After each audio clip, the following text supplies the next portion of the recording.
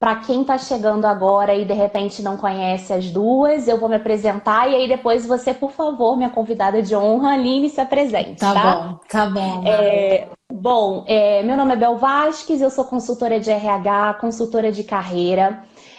Trabalho já há 15 anos com recursos humanos, fiz aí carreira em multinacional, virei gerente de RH, já trabalhei fora do Brasil e recentemente fiz uma transição para me dedicar exclusivamente a ser consultora de carreira, né? Produzir conteúdo como este daqui que a gente está produzindo hoje, focado principalmente em crescimento profissional e tudo o que se refere à carreira, desde recolocação até desenvolvimento de competências, como que a gente faz para a gente conseguir ser promovido e temas como esse, comportamentais, que eu particularmente amo. Aqui, essa estante aqui é cheia de livros sobre o assunto, adoro estudar sobre isso, conversar sobre isso, perco meus dias lendo e falando sobre assuntos de desenvolvimento pessoal. Então, sim, para quem não me conhece, eu sou a Aline Ferreira. Em 2019 completou 20 anos que eu trabalho com educação profissional e educação corporativa. Ou seja, desde 99 eu estou envolvida no universo do desenvolvimento humano. E utilizando a educação profissional, né, ou seja, as habilidades para o trabalho para desenvolver as pessoas. E aí, nesses 20 anos, eu já passei por diversas empresas, tanto empresas educacionais, de educação profissional, quanto de educação corporativa. E há 5 anos eu empreendo, né? Criei a minha consultoria, a minha empresa de consultoria e treinamentos em desenvolvimento humano. E a minha especialidade hoje é trabalhar habilidades de comportamento. Né? Eu não trabalho desenvolvimento de habilidades técnicas, eu trabalho habilidades de inteligência emocional. Ou seja, que envolve justamente esse tema. Tirar, né, o ranço, tirar o vitimismo das pessoas, né? Tirar realmente fazer com que as pessoas se enxerguem e saibam gerenciar melhor, controlar melhor os seus impulsos, os seus desejos, as suas manhas, porque isso reflete diretamente na vida como um todo, né? E o trabalho é uma grande parte da nossa vida. É uma parte muito importante da nossa vida, né? Então, assim, tô bem feliz, sabe? Vamos colocar fogo no parquinho corporativo. Fogo no parquinho. E justamente eu convidei a Aline porque a gente já teve partilhas sobre isso pessoalmente. A gente já pôde trabalhar juntas também em alguns projetos, tanto quanto eu estava trabalhando na empresa, né? Então a gente tinha a Amadoria como cliente, e aí estava a Aline nos apoiando a desenvolver o time, e tanto também agora eu como parceira educacional também da Amadoria, né? E é perceptível, né, Aline, assim, o que eu venho. Porque assim, não adianta, quando a gente mergulha no autoconhecimento, a gente passa a perceber como que as pessoas estão rasas assim no autoconhecimento, como Sim. que as pessoas estão se comportando e vivendo no automático em todas as esferas da vida, né? E eu acho que na nossa esfera, que é uma esfera que trabalha muito com o ambiente de trabalho, né, o mundo corporativo, eu posso perceber que a falta de maturidade, ele permeia todos os níveis organizacionais. A gente não está falando aqui de falta de maturidade em relação à idade. E o Isso. que é extremamente assustador, porque eu Isso. vejo jovens muito maduros, emocionalmente estáveis, um repertório emocional às vezes muito maior do que pessoas com mais idade, mais bagagem, mais cargo sênior do que até às vezes o próprio estagiário. Eu não sei Sim. se você tem essa percepção, Aline. E Sim. por que você acredita que as pessoas elas estão não se tocaram ainda, não despertaram ainda que é necessário para crescer profissionalmente ter esse autoconhecimento, para não cair na imaturidade? Tá. Antes de eu começar a responder o seu questionamento, né, Bel, assim, até para honrar honrar essa empresa, essa casa que nos acolhe, né, que gera essas conexões dentro das empresas, né, que a Amadoria, tem 3 anos que eu sou parceira educacional da Amadoria e eu sou muito grata de hoje ter empresa, ter consultorias que estão trabalhando nesse sentido, de trabalhar, ajudar as pessoas a melhorarem o seu nível de maturidade, o fortalecimento da sua personalidade, para expandirem mesmo o seu potencial e entregarem, né, os seus talentos, os seus pontos fortes, trabalharem mais, trabalharem melhor, alcançar resultado para si, para sua família e para todos que estão em volta, né?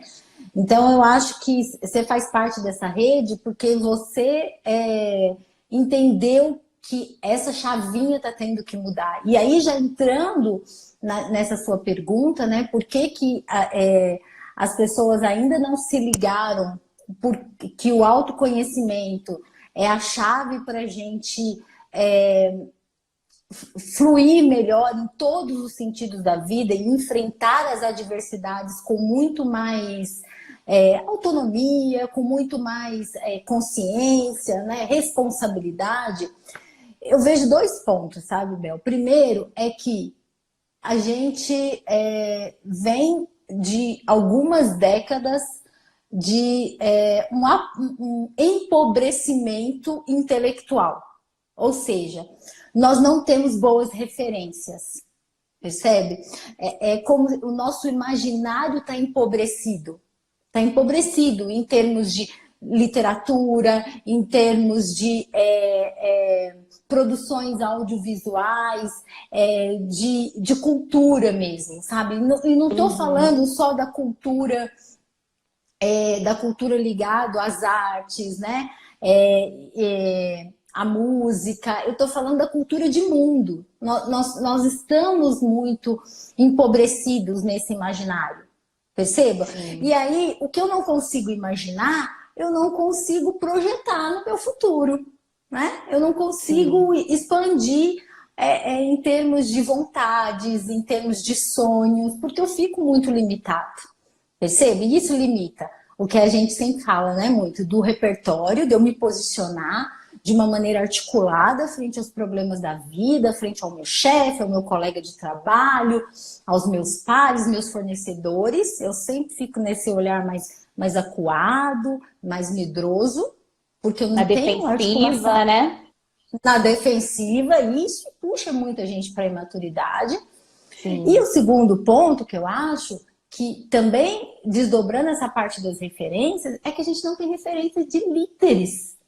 Quais são os grandes líderes que a gente se inspira hoje? Percebam? E eu pergunto isso tanto nos trabalhos em grupo, quanto nos trabalhos individuais, no cliente, quando eu estou ali tete a tete. Pergunto, quais são as suas referências? Quem são as pessoas que você se inspira? As pessoas que você fala assim, puxa, nossa, essa pessoa tem um caráter que eu vou me desdobrar para ser igual ela, para imitá-la. A gente não tem que imitar.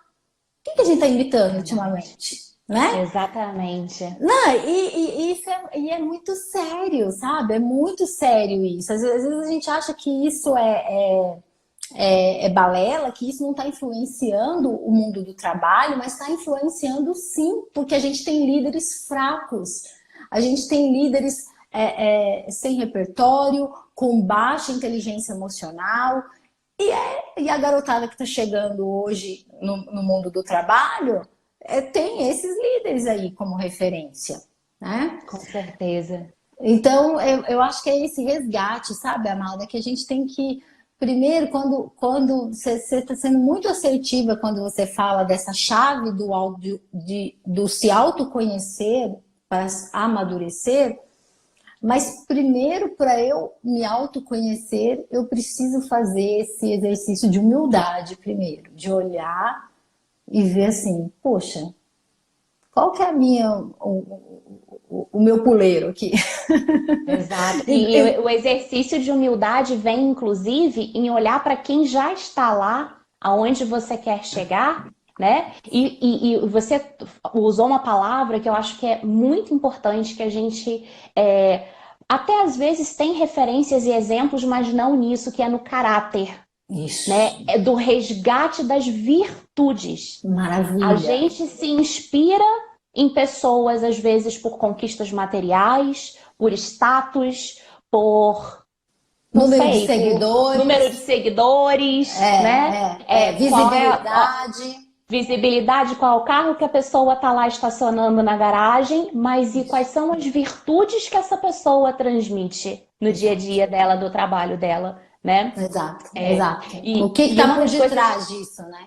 que está por detrás, né? E uma das coisas que eu tô aqui com a minha colinha, tá, gente? Então, de vez em quando eu vou descer aqui o olho. E eu tô lendo os comentários já aqui, já tem gente comentando. Maravilha. Isso. Que uma das. E eu fui buscar, né, justamente quando a gente fala muito dessa questão de virtude, num filósofo que eu sou assim, que me inspiro demais, que é o Epicteto, né? Então eu trouxe até aqui já a primeira indicação, porque todas as lives que eu faço aqui eu sempre indico literatura, que é a arte de viver, né? Do Epicteto, que foi um filósofo aí, né? Aí bota aí referência.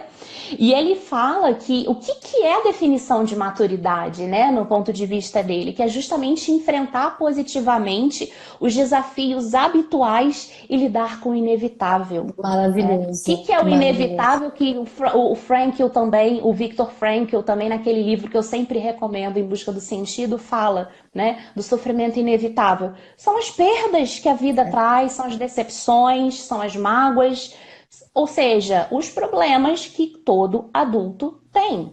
Exato, né? Exato.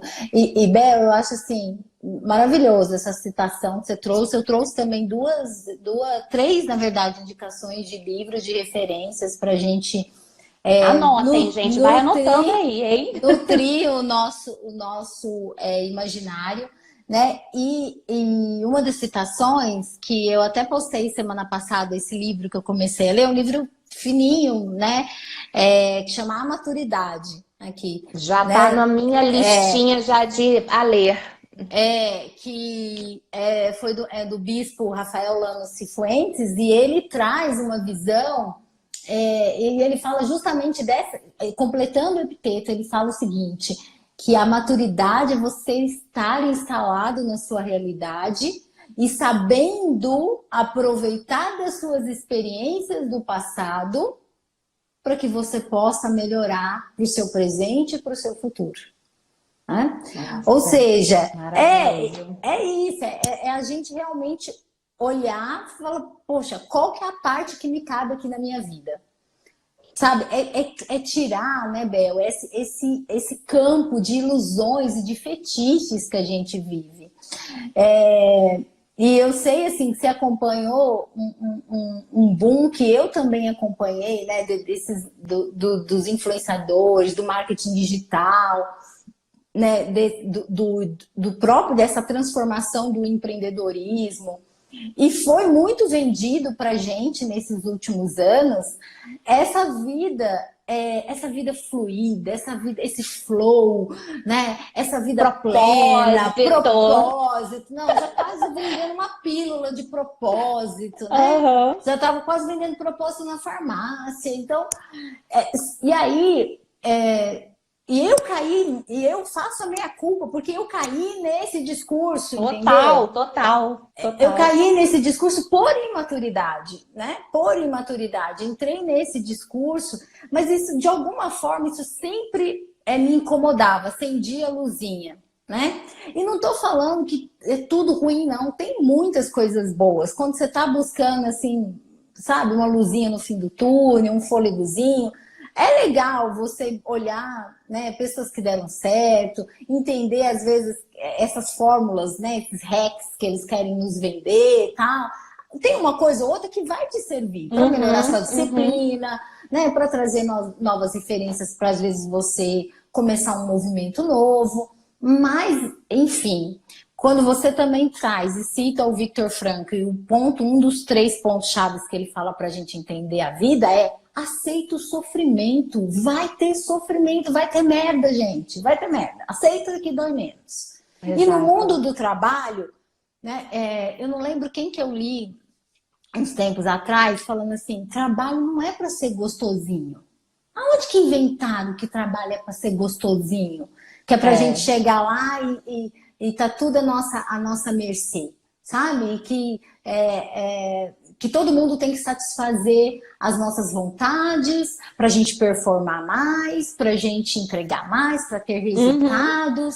Eu vi um comentário aqui, acho que do Rony, ele falando, né? Dos líderes que ficam nesse, uau, vamos buscar resultado, e muitas vezes se coloca no papel do pai e da mãezinha do liderado, né? Da sua equipe. E aí isso gera, você sabe o que isso gera na cabeça das pessoas, né? Exatamente. Você tira o protagonismo da pessoa, né? Porque o oposto do protagonismo é o que é a passividade. É você ficar esperando que o outro vá lá com a varinha dele que te cutuque para que você possa assumir sua responsabilidade. Exato. Né? E a gente vê muito isso nas equipes. Infelizmente, não só nas equipes. Eu vejo muito isso, às vezes, na própria maneira como o profissional lida com a sua carreira, né? Ele espera que as demandas externas façam ele se movimentar. Exato. Ele só cuida da carreira dele no momento em que ele recebe a carta de demissão. Aí ele lembra de cuidar da carreira dele. Ele lembra de se atualizar, ele lembra de fazer networking no momento que a água bate na bunda. Né? E aí eu te pergunto, aonde está a maturidade em agir desse jeito, né? Não tá, né, Bel? E aí a gente tem que pensar o seguinte, o que é a imaturidade? A imaturidade é eu primeiro não estar atento à minha realidade, percebam? É eu estar preso num olhar autorreferente, aonde eu quero que as coisas aconteçam dentro das minhas expectativas, ou seja, é o olhar sempre para o próprio umbigo, como se fosse uma Umbiguismo. Umbiguismo. Maravilhoso, umbiguismo. Umbiguismo. Umbiguismo. Sabe, ter uma baixa inteligência emocional, ou seja, é aquela pessoa estouradinha, chatinha, reclamona, que quando tem os méritos é a conquista individual, quando dá merda é o coletivo, ou seja, ela nunca assume a responsabilidade. Né? Ela tem ela vive num mundo ilusório, aonde que tudo ela acha que é com ela, que é pessoal, que tudo ela fica machucadinha, chateadinha, né? Que tudo ela fala assim, ai, fulano não me deu bom dia hoje. Ai, ciclano foi tomar cafezinho com o outro porque vai falar mal de mim.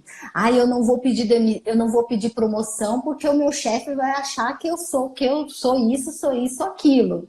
Percebam? Sempre tá nesse umbiguismo. Vivendo no umbiguismo e principalmente no mundo do imaginário, das expectativas de como o outro deve agir para servi-lo. Exato, né? exato. Então, assim, esse papo poderia muito bem, por exemplo, ser também jogado para relacionamento amoroso, porque também a galera tá, né? Exato. É quinta série, A Lu que brinca, né? A Lu Galo fala, a gente brinca nos workshops, e tem workshop que a gente às vezes a inteligência emocional tá tão desregulada naquele time que a gente brinca, né? Que as pessoas não têm, às vezes, a capacidade e o respeito de sustentar o silêncio, de abaixar os ânimos, de escutar primeiro para depois falar. E aí ela brinca, fala, gente, tá, isso aqui tá pior que a quinta série B da minha filha. Só que a minha filha tem 11 anos. Exatamente. Né? Então... E existem comportamentos grupais, eu gostava muito, eu sou muito observadora, né? Eu digo que quando eu for velha, porque eu já faço isso hoje, eu adoro sentar em banco de praça e ficar observando as pessoas, os comportamentos e tal. E eu, como RH, adorava fazer isso também, né? Ir na área, observar os comportamentos. E é muito engraçado como você via determinadas reproduções de realmente playground, né? Aonde você tinha formação de panelinha, né? Aonde aquela panelinha deliberada para que as coisas só saíssem do jeito e na estratégia que aquela panela se unia para conseguir. E aí, se viesse um amiguinho novo, digamos assim, né? E ele não fosse o dono da bola, sabotagem, não, você não vai brincar com a gente. Gente, eu ficava olhando e falava, meu Deus do céu, cadê esse monte de homem, mulher, né? Homem barbado, mulher aí, pelo amor de Deus. E realmente, eu acho também que um outro comportamento que eu escrevi aqui como resistência, me digam se de repente pode ser que tenha uma outra palavra melhor, né? Eu acho um pouco também de imaturidade o posicionamento de algumas pessoas de resistir a códigos ou contratos sociais, digamos assim, que existem naquele ambiente, Sim, né? sim. Por uma necessidade de impor a minha vontade. Isso. Então, se eu acredito em determinada coisa e eu adentro um grupo, né? Aí já começa a questão a ordem, né? Na constelação familiar. Eu entro num grupo já querendo sentar na janela. Resisto às regras que existem no ambiente, resisto à maneira como a banda toca.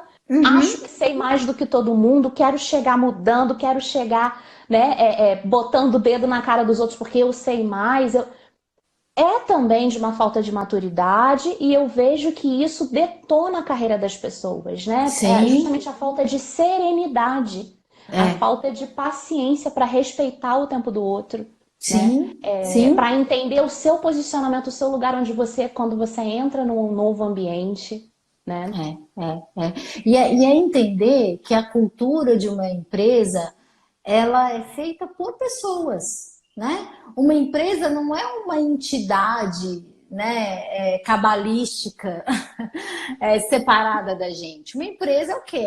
É um monte de pessoas, né, que tem ali uma série de rituais, de premissas, de procedimentos, de códigos que já estão pré-estabelecidos antes da nossa chegada, né? A maioria das vezes. A não ser quando você funda a sua própria empresa, que aí você vai estabelecer esses códigos, que também não vai ser perfeito. Tá? Então, assim, é muita prepotência nossa também a gente entrar dentro de uma empresa e não respeitar essa ordem, né, Bel? Não, esse é um verdadeiro movimento de maturidade. Eu querer chegar lá e já sentar na janelinha, como você disse, já querer botar banca, sem respeitar o que já foi construído antes, sem for respeitar as pessoas que chegaram lá antes de mim. E isso vai desde a faxineira até o presidente da empresa. Se eles chegaram antes, eles são maiores que vocês. Você deve respeito a eles. Eles abriram de alguma forma caminho para você. E aí, quando a gente está falando disso de maturidade, de como a gente pode ser mais maduro quando a gente chega dentro de uma empresa, é entender a primeira coisa. Se você assinou um contrato de trabalho com essa empresa, você topou. Você topou as regras dela.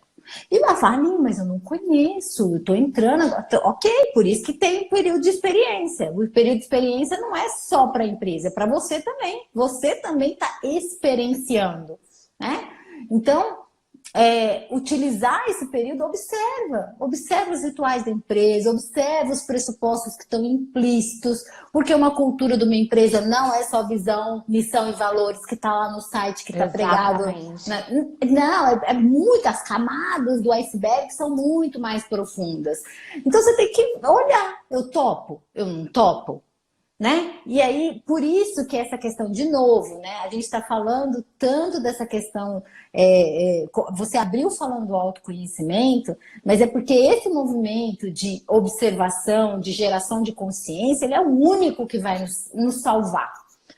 Porque se você não está atento ao que são valores para você, o que realmente norteia a sua vida, que faz você tomar decisões importantes, como a escolha de um trabalho, para mim é uma decisão importante. Super importante. É uma decisão importante. Se você não está atento e faz essas escolhas de uma forma aleatória ou só visando o dinheiro, que é importante também, porque o dinheiro ele nos traz segurança financeira, que traz um assentamento emocional muito forte, né? E que tem o poder de modificar a realidade. Exato, né? Porque exato. realmente os nossos sonhos, aspirações e as virtudes, os valores, eles se materializam através da matéria. Através Né? da matéria, Senão fica exato. tudo só ali sondando. Então aí aquela coisa que a gente falou do cair no papo do propósito, de faça o que você ama, Não paga boleto. não paga boleto, desconsidera essa realidade que é muito importante, né? Exato. E aí, depois que você faz essa escolha, que a priori às vezes é por causa do dinheiro, do status, né? Daquela série de benefícios que você vai conseguir indo para aquela empresa, é que você vai fazer esse alinhamento já com a clareza dos valores que estão norteando as suas decisões, né? Tá, a Dayana tá falando aqui, né? Desse alinhamento de expectativas. E aí você coloca a bola no jogo e vai começar a falar, ok, o dinheiro que eu estou ganhando aqui, com o trabalho que eu estou entregando, está equilibrado? Esse dinheiro, ele está vindo a qualquer custo? Está me custando a minha saúde física, emocional, psicológica ou não? Tá ok, tá equilibrado essa balança do dar e receber. E se eu não estou atento, um dos elementos da maturidade é a atenção. Se eu não estou atento à minha realidade, longe desses fetiches, dessas ilusões que a gente cria sobre o mundo do trabalho, você não vai fazer esse alinhamento. Você vai acabar caindo em cilada e vai ficar refém, muitas vezes, de colegas mais imaturos, chefes também mais imaturos, né? Você fica refém dessa infantilidade. Exato. Percebe? E eu acho que a gente fica refém também dos exemplos que às vezes a gente pode até ter, né? De repente de um chefe, mas que está trilhando um caminho que não é o teu. Exato. E eu acho que não existe nada mais frustrante e cansativo, inclusive, de você percorrer uma jornada de carreira exaustiva, onde você se dedica, etc e tal. Eu faço sempre a analogia do prédio. É como se você estivesse lá subindo as escadas para chegar na cobertura. Chegou na cobertura e descobriu que subiu no prédio errado, né? E eu vejo que é o que acontece muito no mundo do trabalho. A pessoa ela não para observar se aquele é o prédio dela. Exato. Né? E ela só replica comportamentos que ela vê ali, né? Sejam comportamentos dentro da própria empresa, que é o chefe que dá o direcionamento para o que ela tem que fazer, seja comportamentos que ela aprendeu na família, porque é essa profissão certa para você, é isso que você tem que fazer. Né? Exato. E aí a gente vê aí uma galera de 30, 40 anos entrando num dilema agora de caramba, subiu o prédio errado. Subiu o prédio errado. E assim, a Lu falou aqui, né? A Lu Galo falou assim: autorresponsabilidade é a irmã gêmea da maturidade. É isso. É vida real, gente. É a vida real. Bota a bola no chão e olha o tamanho do buraco, olha, às vezes, essas misérias. E aí, assim como eu, Bel, você viveu muito tempo dentro do corporativo, observando isso. E a gente teve também esses momentos de maturidade e de infantilidade. Eu lembro de coisas da minha carreira que hoje eu sinto vergonha. Eu falo, putz, grila, vai ser criança assim pra lá, né? E para mim não faz muito tempo não, porque até na minha última experiência eu consigo hoje parar para observar e vejo, gente, graças a Deus que eu estou mudando, né? Graças a Deus, eu evoluindo. Poderia, né? Se eu pudesse fazer essa retrospectiva, eu mudaria algumas coisas, né? E justamente ter essa autopercepção de que errei faz parte da maturidade, né? E isso, por exemplo, dentro de um processo seletivo, né? Eu faço esse trabalho de preparação das pessoas. Sempre rola a pergunta, né? O que você faria se você pudesse voltar no tempo, mudasse alguma coisa da sua carreira? E logo eu percebo quando a pessoa diz eu não mudaria nada, é justamente essa falta de autopercepção, porque não é possível uma pessoa que trabalha, sei lá, tanto tempo numa empresa ou numa carreira não conseguir olhar para trás e falar assim, gente, peraí, eu poderia ter melhorado nisso, ter feito essa escolha melhor, né? Essa questão de, por exemplo, nossa, teve um emprego que eu entrei chutando a porta. Entrei chutando a porta, porque eu achava que aquilo dali não era, Tá tudo entendeu? errado. Tá tudo errado. E eu era assim, desse jeito, tá tudo errado. O trator. Né? Eu era um tratorzão. O que que aconteceu? Eu me ferrei. Porque Lições aprendidas. o que acontece é justamente isso, é um movimento de exclusão, né? Porque se você não honra o que veio antes, não olha com maturidade, e assim, é nosso dever fazer mais e melhor do que quem veio antes. A gente só vai honrar realmente quem abriu o caminho pra gente quando eu faço mais e melhor com que essa pessoa. Só que eu preciso de uma permissão. E como é que as pessoas vão me dar permissão isso no ambiente de trabalho? E aí, gente, eu não tô falando que você vai chegar lá pro seu coleguinha que entrou antes na empresa e falar assim, ai, você me permite eu trabalhar, fazer mais, performar mais Melhor do que você. Não, você não precisa fazer isso, mas é você honrar o trabalho dessa pessoa. Quando você não sabe, em vez de você tirar leite de pedra, querer reinventar a roda, você vai lá e pergunta para ela, você pede ajuda para essa pessoa, entendeu? Você sugere coisas melhores, você vai lá, entrega mais e melhor, colocando as suas habilidades, as suas competências. E isso faz as pessoas se sentirem mais seguras no ambiente de trabalho. E aí todo um time amadurece. Por que um líder maduro, Bel, causa tanto impacto numa equipe? Porque ele marca o campo daquele time, entendeu? Um líder maduro, ele se torna referência em termos de personalidade. Ou seja, as pessoas ganham um norte. Elas ganham um norte, elas ganham uma referência, elas ganham ali um ponto de equilíbrio. E por isso que é tão importante, e eu acho que é esse é nosso trabalho, né? Que hoje a gente tá envolvido até o nariz, até o último fio do cabelo com eles, que é amadurecer essas pessoas que são líderes ou que vão ser novos líderes, a ajudar a tirar o povo do deserto. A mostrar, falar, quando chega alguém desesperado na sua sala, chorando, porque achou que foi injustiçado, você acalma essa pessoa, você ajuda ela a olhar para os fatos e não fica colocando lenha na fogueira, igual um monte de líder faz. Que fica Você já teve líder que fica fofoca, fomentando fofoca, fazendo picuinha, manipulando, já tive líder, já. E já tive líder omisso, permissivo. Esse, eu não sei o que é pior, se é o líder que bota a lenha na fogueira ou é o líder que finge que nada está acontecendo. Está acontecendo, faz aquela cara blasé, né? Blasé e nada está acontecendo. E fecha os olhos. Né? Porque não sabe se posicionar, não sabe, não tem a virtude do quê? Da justiça. Da justiça. Não tem a virtude da justiça. E aí, olha o que ele comete. Ele comete, em si, um movimento de exclusão. Porque ele exclui os fatos, ele fica preso dentro de umas ilusões, fomenta as ilusões nos seus liderados. Percebam? E aí fica todo mundo nesse melindre. O que a gente mais vê dentro das empresas são equipes melindradas. Nossa. As pessoas têm medo de fazer perguntas básicas, simples para os seus gestores. Sabe? Ficam com medo de ter conversas honestas, de falar o que realmente está sentindo, o que está precisando. Então, assim...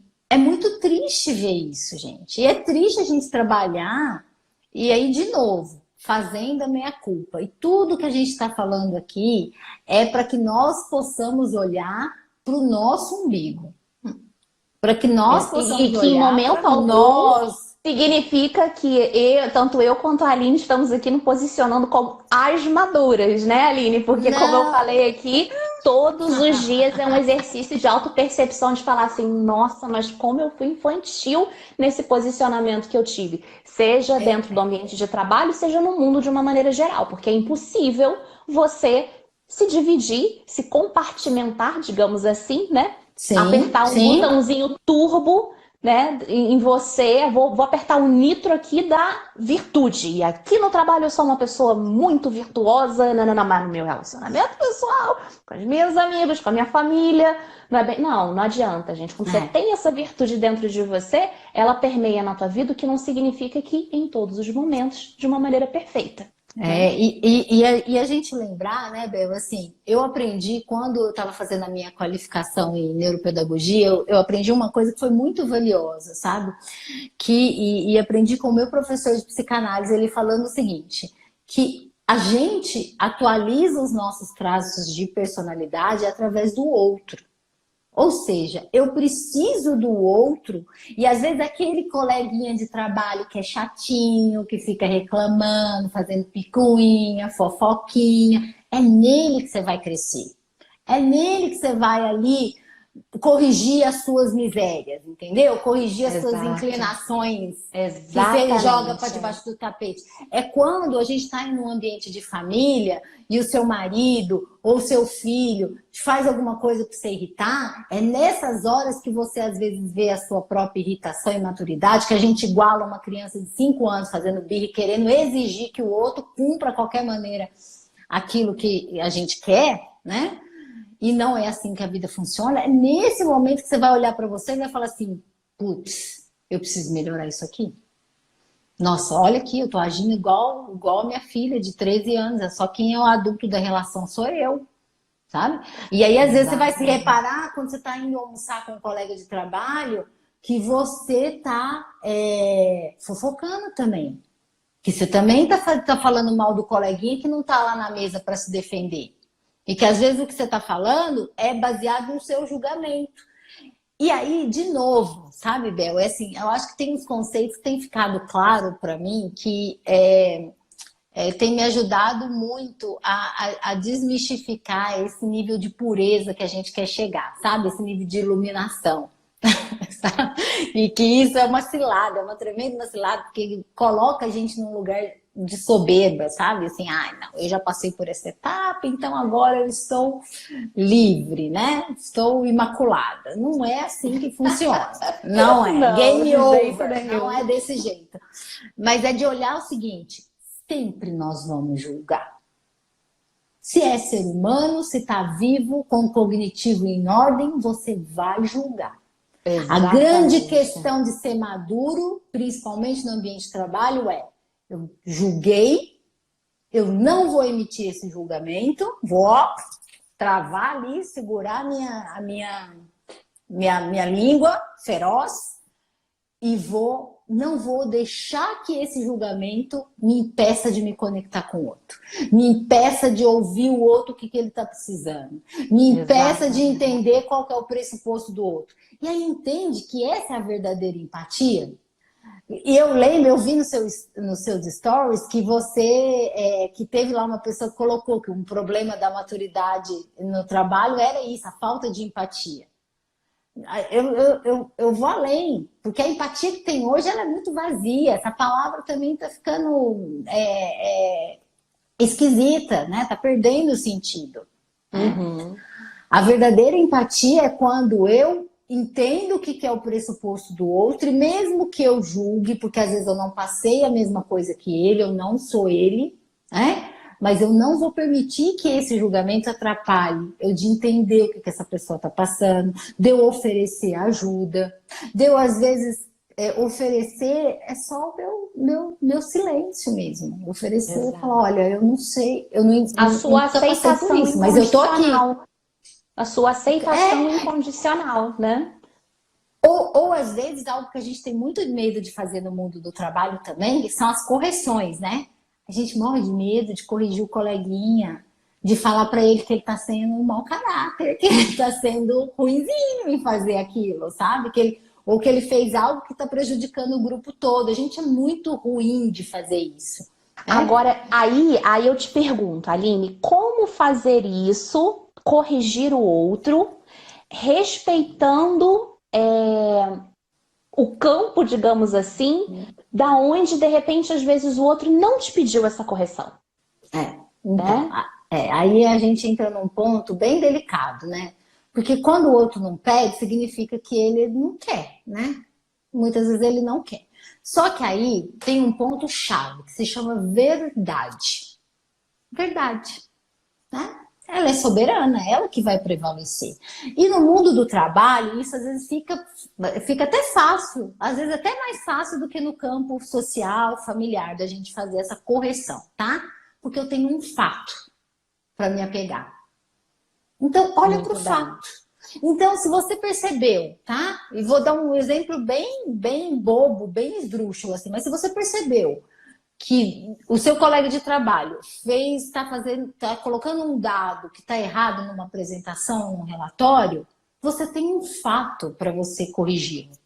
Ou se você percebeu que ele está, às vezes, almoçando com você e ele está falando mal de uma pessoa que não está lá na mesa para se defender, você tem um fato para pontuar para ele. Percebe? E aí fica até mais... E esse fato é a verdade. É a verdade. Sim.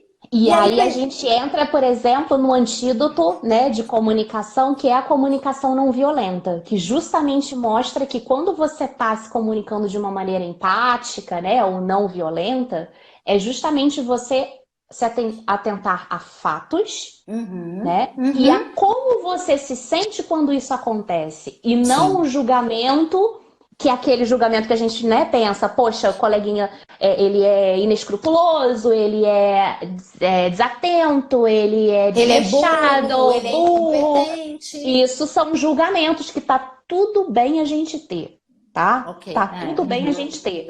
Agora, como que a gente comunica os fatos e as nossas necessidades para o outro de uma maneira amadora? E aí, de novo... Justamente isso, se atentando aos fatos. Aos fatos. E, de novo, quanto mais atento eu estou, e eu estou atento a mim primeiramente, do que eu estou sentindo sobre os fatos que estão me acontecendo no trabalho, o que eu estou necessitando.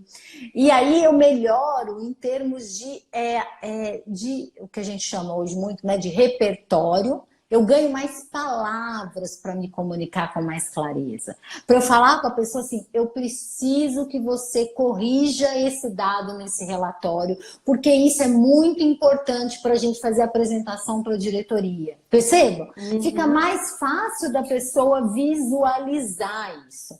A grande questão é que como a gente deixa acumular essa série de conversas, pequenas e grandes conversas difíceis que a gente não tem no dia a dia, seja por medo, seja por preguiça, seja por ranço, diversos fatores, a gente vai acumulando e isso também vai incorporando dentro da cultura corporativa, a cultura dos não ditos. Dos não ditos, né? Quantas coisas viram verdadeiras lendas corporativas, né? Ó, fulano de tal, você toma muito cuidado com o que você vai falar com ele, tá? Nossa, você já viu se fulano tá num dia bom? Porque hoje ele passou e não deu nem bom dia. Percebe? Viram verdadeiras lendas dentro das empresas, né? Pessoas viram verdadeiras mitos, né? Mitos viram um ser mitológico dentro da empresa, um intocável dentro da empresa. E existe mesmo também, às vezes até por causa dessas reações infantis, essas reações imaturas, né? Eu lembro, sabe, Bel? E aí a gente, né, antes que a gente fez essa prévia, a gente conversando de exemplos, né? Eu lembro de exemplos que eu já vi diretor, né, em reunião, uma mesa em U com 40 diretores, 40 pessoas de alta liderança, dele tirar o sapato e jogar numa pessoa. Uma reunião de diretoria, entendeu?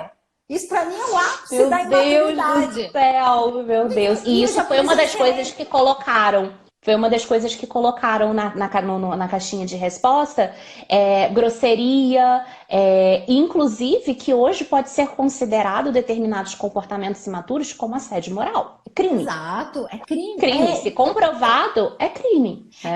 E aí perceba, e aí assim, para todo mundo que está escutando, que vai nos escutar depois, eu peço esse nível de atenção, o seguinte... primeiro, a gente tem que saber separar. Esse caso que eu estou trazendo é um caso extremo. É um caso extremo.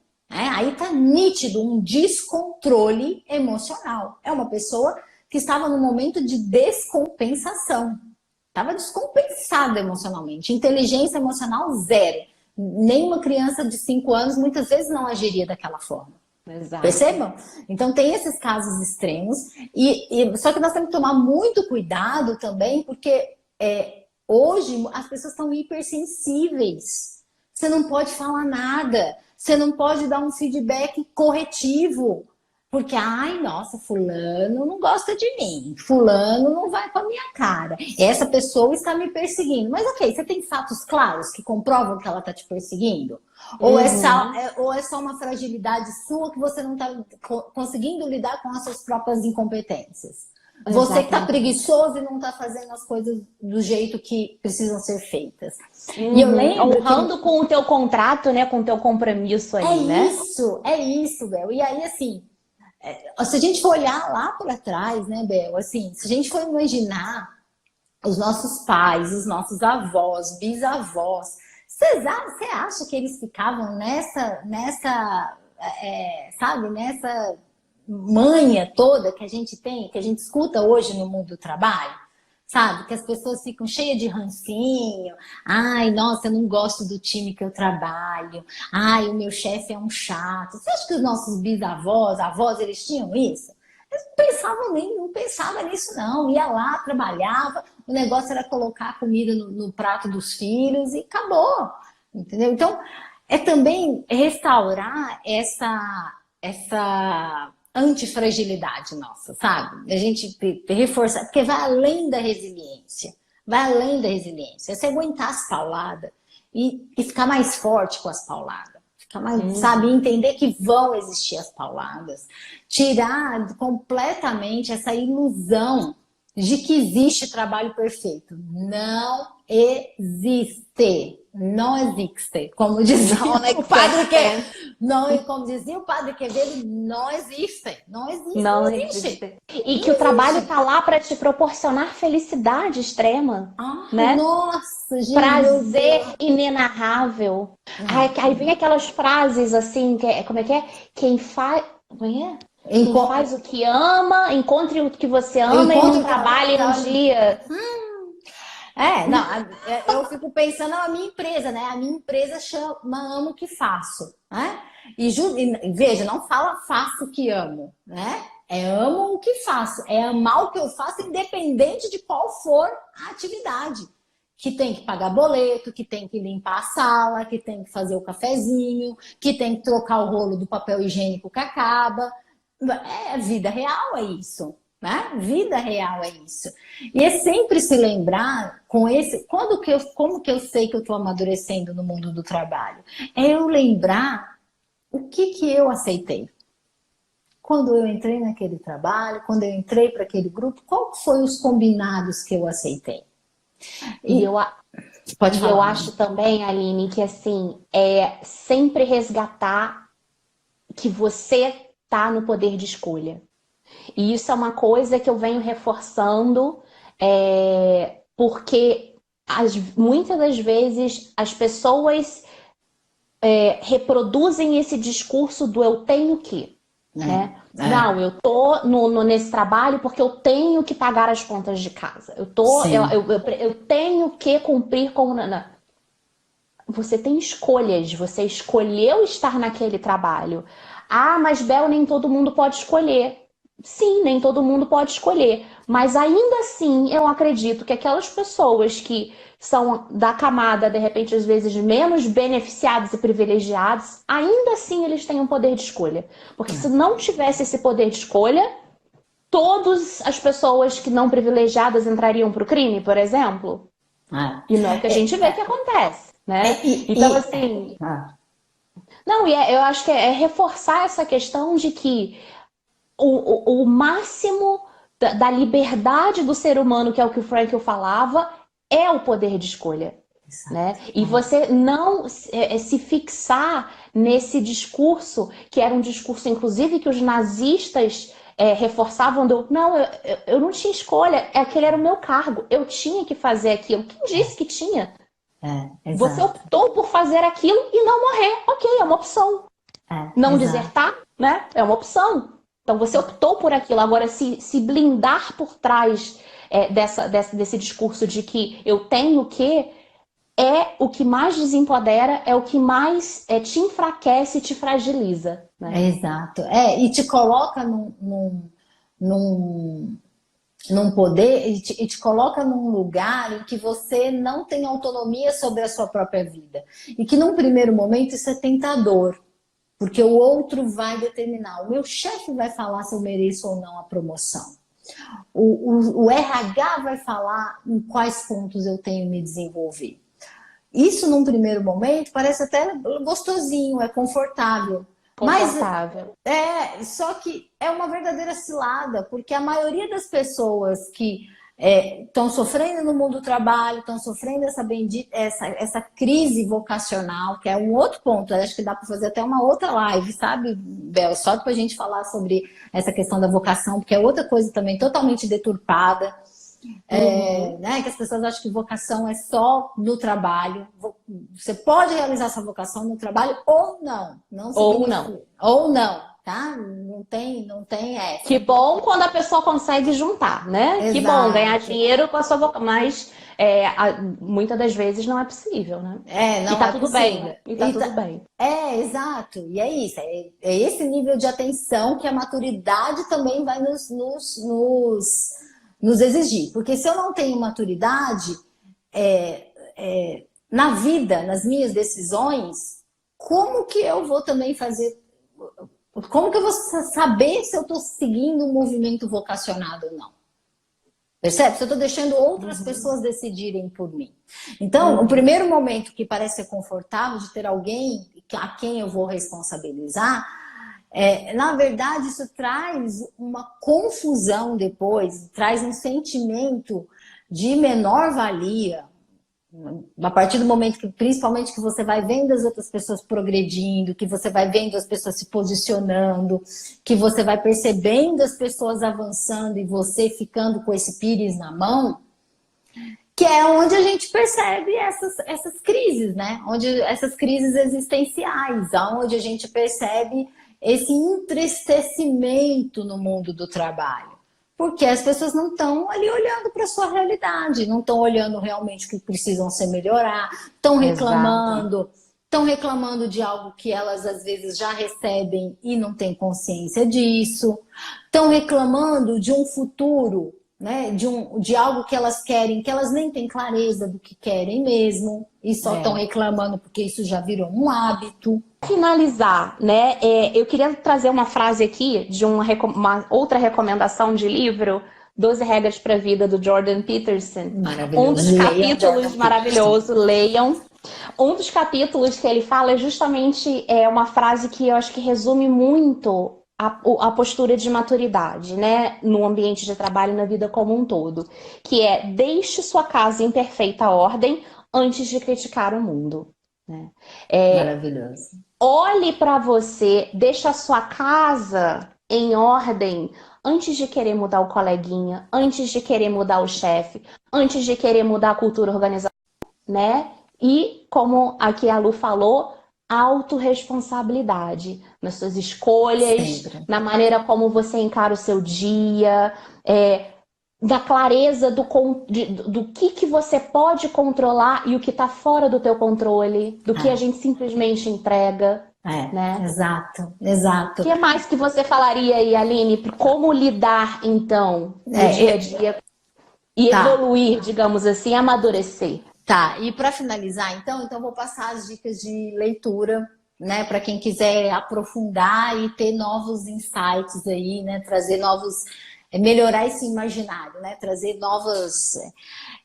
teve esse livrinho, eu lembro que você já comentou que foi também um dos primeiros livros que você falou que você... Foi o primeiro, né? O primeiro. Eu amo esse livrinho, Pare de 2009 que eu li ele, 2010, alguma coisa assim. O Pare de Reclamar e Concentre-se nas Coisas Boas é assim, eu acho que é um livrinho simples para quem quer começar a esse movimento de consciência, geração de consciência, porque ele começa fazendo a gente olhar, observar um dos venenos da alma, que é a reclamação. Né? E tudo a gente nasce tá em vigilância, né? Vigilância. Exato. Então, recomendo, livro facinho de Muito ler. boa recomendação. Para quem quer aí começar nos pequenos passos para gerar essa consciência maior. Eu já recomendei esse livro várias vezes. Recomendo demais, de olho fechado, A Maturidade, Esse está na minha lista. do Rafael Cifuentes. Assim, tem uma linguagem, ele é intenso, mas ele é fácil de ler. Tá? Ele é fácil, a gente consegue conectar, mas ele é um livro que ele traz de uma forma mais densa, assim, mais intensa essa questão da maturidade. E por último, esse é mais hard, né? Mas esse é para quem já quer entrar com os dois pés na porta, porque ele traz alguns conceitos da psicologia, da psicanálise, que é do George Forbes. O inconsciente é a responsabilidade. Então, chega de parar, ele traz aqui esse conceito do homem desbussolado, sabe? Do homem sem bússola, sem norte. Justamente por isso, porque ele terceirizou as suas decisões. Muito bom, muito bom. Tá bom. Aline, queria demais agradecer, essa live foi maravilhosa, que seja a primeira de muitas. Amei. Conta comigo. Um beijo para todo mundo.